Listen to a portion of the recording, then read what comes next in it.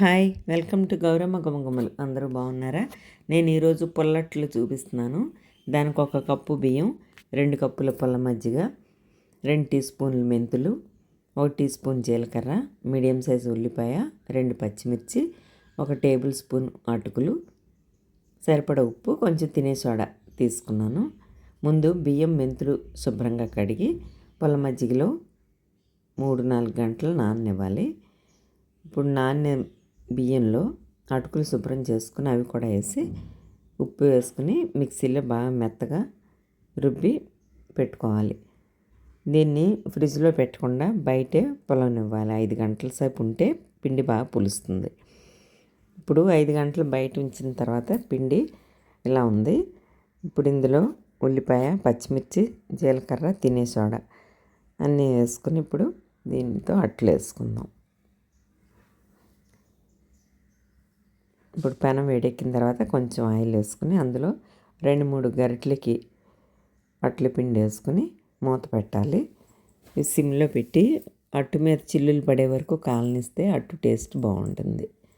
ఇప్పుడు అట్టు కాలింది, తిరగేసి మళ్ళీ లైట్గా ఆయిల్ వేసుకుని మళ్ళీ కాలనివ్వాలి.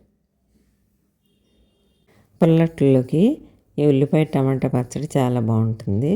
ఇప్పుడు దానికి 1 కప్పు ఉల్లిపాయ ముక్కలు పెద్దగా కట్ చేసి పెట్టుకోవాలి. 1 కప్పు టమాటా ముక్కలు, 1 పిక్క చింతపండు, సరిపడా ఉప్పు, 1 టీ స్పూన్ కొబ్బరికూరు, 4 ఎండుమిర్చి తీసుకోవాలి.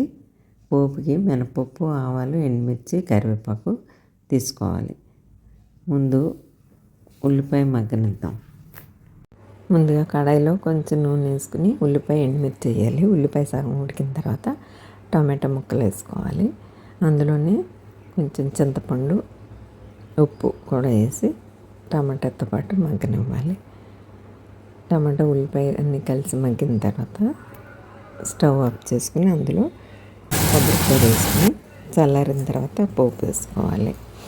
అంతే, ఉల్లిపాయ టమాటా పచ్చడి పుల్లట్లోకి రెడీ. ఉల్లిపాయ టమాటా మిక్సీలో వేసాను. ఇప్పుడు ఇందులో పోపు వేసుకుందాం.